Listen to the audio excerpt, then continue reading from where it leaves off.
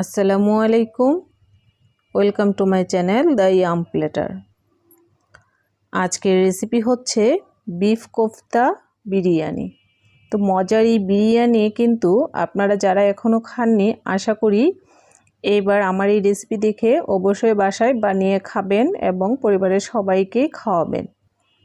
তো খুব মজার এই বিরিয়ানিটি আপনারা অবশ্যই মিস করবেন না।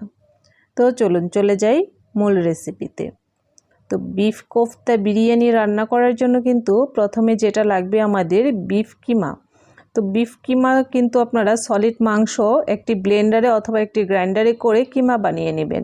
তো এরকম মিহি কিমা করে নেবেন।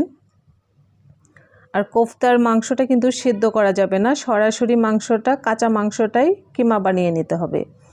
তো এই কিমাটাতে আমি প্রথমে 1.5 টেবিল চামচ পরিমাণ আদা বাটা, 1 টেবিল চামচ পরিমাণ রসুন বাটা আর এলাচ আর দারচিনি একসাথে আমি মিশিয়ে বেটে নিয়েছি। তো আধা কাপ পরিমাণ পেঁয়াজ বেরেস্তা দিয়ে দিচ্ছি। এলাচ আর দারচিনিটা কিন্তু আপনারা পাটায় বেটে যদি সাথে সাথে ইউজ করেন তো সেই ক্ষেত্রে কোফতার সেন্ট খুব ভালো আসে, খেতেও কিন্তু খুব ভালো লাগে। তো দিয়ে দিচ্ছি স্বাদ মতো লবণ আর 3 চা চামচ পরিমাণ কর্নফ্লাওয়ার।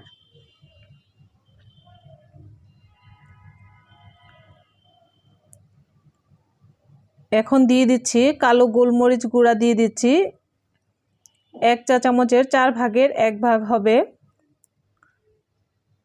আপনারা কিন্তু কর্নফ্লাওয়ারের পরিবর্তে ব্রেড কাম, যে কোনো কিছুর ব্রেড কাম ইউজ করতে পারবেন। সেটা আপনারা পাউরুটির ব্রেড কামও ইউজ করতে পারবেন বা মুড়ির গুঁড়া, এগুলো দিয়েও কিন্তু এই কর্নফ্লাওয়ারের পরিবর্তে আপনারা এই কোফতাটা বানাতে পারবেন। তো দিয়ে দিলাম জয়িত্রী গুঁড়া সামান্য পরিমাণ, আর দিয়ে দিব 1 চা চামচের 4 ভাগের 1 ভাগ সাদা গোলমরিচের গুঁড়া। এই কোফতাটা দিয়ে যেহেতু আমি বিরিয়ানি রান্না করব, তাই এখানে আমি অন্য কোনো মশলা খুব বেশি ইউজ করব না, হালকা পাতলা মশলা ইউজ করছি। আপনারা দেখে নিশ্চয়ই বুঝতে পারছেন, হালকা মশলা ইউজ করার কারণে কিন্তু এই কোফতাগুলো খেতে খুবই টেস্টি হবে। এখন কিন্তু এই সবগুলো খুব ভালোভাবে মিশিয়ে নিতে হবে।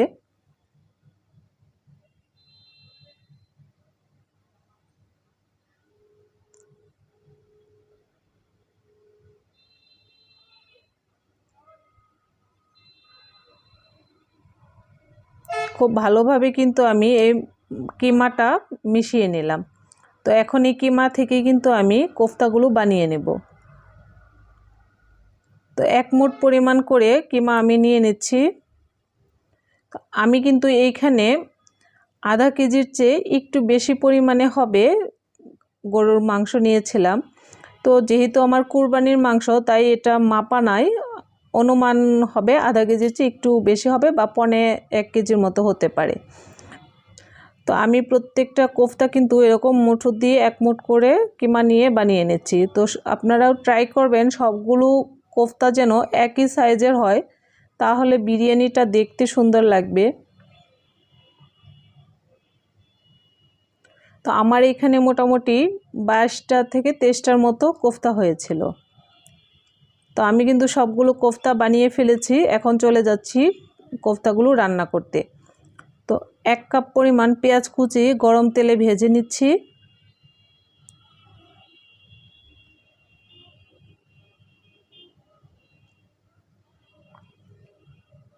পেঁয়াজটা আমি হালকা ব্রাউন কালার করে ভেজে নেব, একদম ব্রাউন কালার করব না, এতে করে পেঁয়াজের টেস্ট নষ্ট হয়ে যাবে।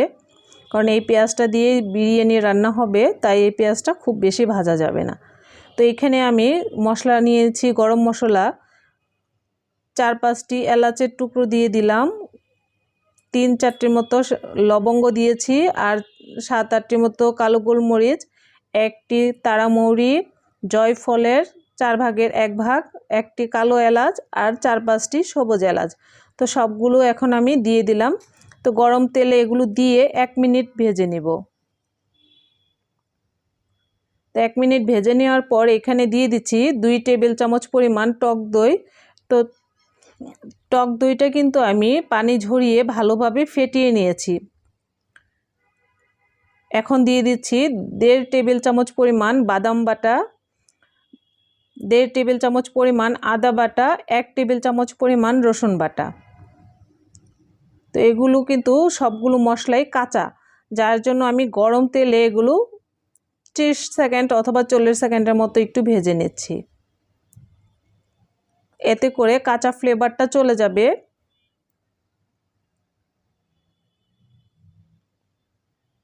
এবার দিয়ে দিচ্ছি জিরার গুঁড়া 1 চা চামচ পরিমাণ, ধনিয়ার গুঁড়া 1 চা চামচ পরিমাণ, আর শুকনো মরিচের গুঁড়া দিয়েছি খুবই সামান্য পরিমাণে, আপনারা আপনাদের টেস্ট অনুযায়ী দিবেন। আর দিয়ে দিলাম স্বাদ মতো লবণ।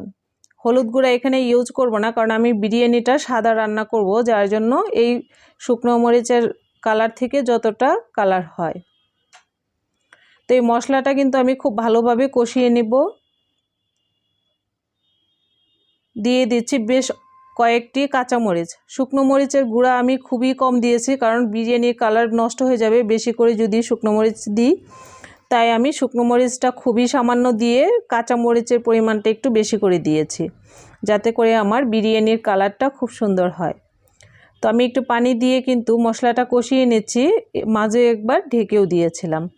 তো ঢেকে মশলাটা খুব ভালোভাবে কষিয়ে নিচ্ছে, যাতে করে মশলাটার মধ্যে কোনো রকম কাঁচা ফ্লেভার না থাকে।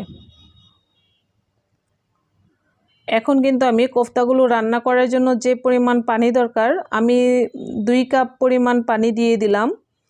খুব বেশি পানি দিয়ে কোফতাগুলো রান্না করব না।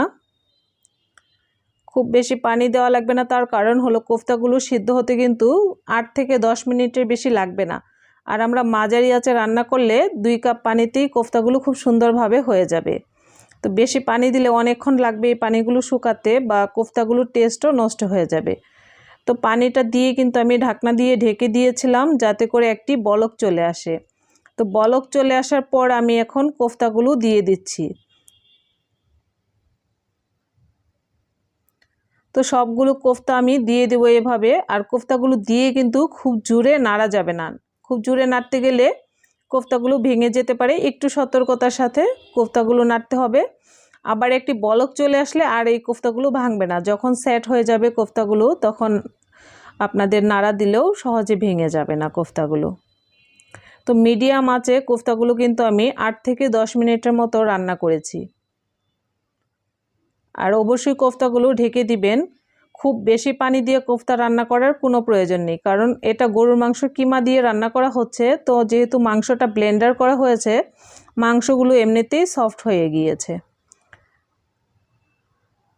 তো কোফতাগুলো যখন সিদ্ধ হয়ে একদম মাখা মাখা হয়ে যাবে মশলাটা, তখন এই কোফতাগুলো আমি উঠিয়ে নিচ্ছি। আপনারা নিশ্চয়ই খেয়াল করেছেন, আমি কিন্তু কোফতাগুলো ভাজিনি এবং একটি কোফতাও কিন্তু ভাঙেও নি। আপনারা খেয়াল করে দেখবেন, কোফতাগুলো কিন্তু আমি যেরকম দিয়েছিলাম ওরকমই আছে। তো আমি সবগুলো কোফতা উঠিয়ে নিয়েছি। এবার আমি 1 থেকে 2 মিনিটের মতো মাঝারি আঁচে মশলাটা আরও কিছুটা শুকিয়ে নেব। আপনারা দেখতে পাচ্ছেন একটু পানি পানি টাইপ আছে। তো 1-2 মিনিটের মতো চুলাটা মাঝামাঝি করে দিয়ে একটু নাড়তে থাকলে দেখবেন এরকম মশলাটা কীরকম জমাট জমাট বেঁধে আসছে।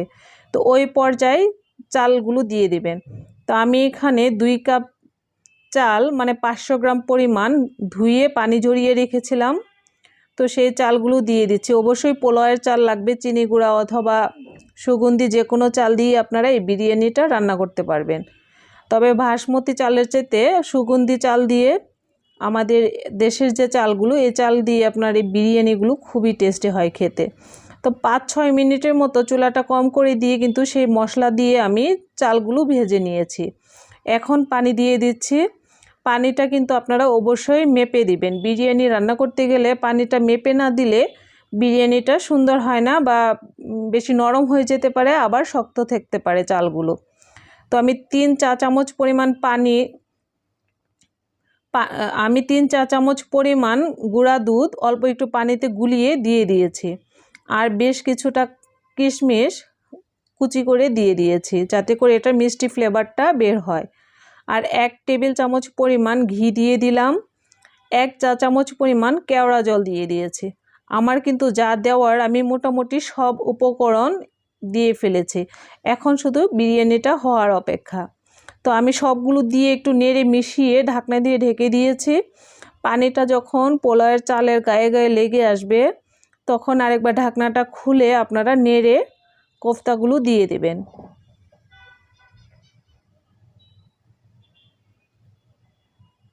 আপনারা নিশ্চয়ই দেখে বুঝতে পারছেন যে আমার চালের সাথে কিন্তু পানিটা গায়ে গায়ে লেগে আসছে। এই পর্যায়ে আমি কোফতাগুলো দিয়ে দিচ্ছি। এবার এই কোফতাগুলো ভালোভাবে চালের সাথে মিশিয়ে দিতে হবে, আর এমনভাবে নাড়বেন যেন কোফতাগুলো ভেঙে না যায়। এটা যদি আপনারা শক্ত কিছু দিয়ে নাড়েন বা জোরে জোরে নাড়েন সেক্ষেত্রে কোফতাগুলো ভেঙে যেতে পারে।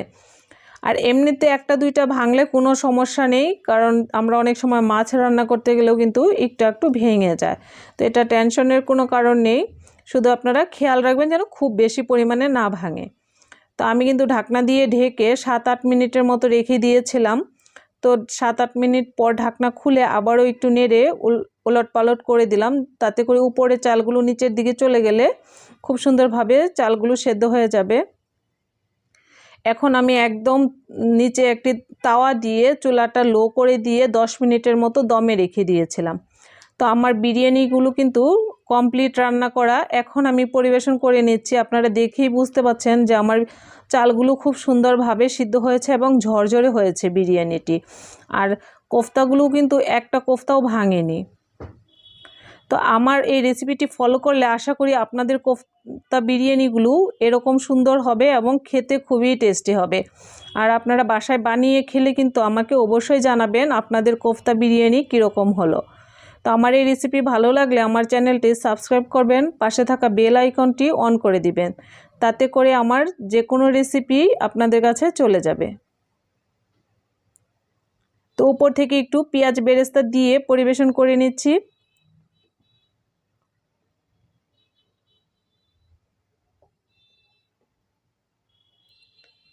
আল্লাহ হাফেজ।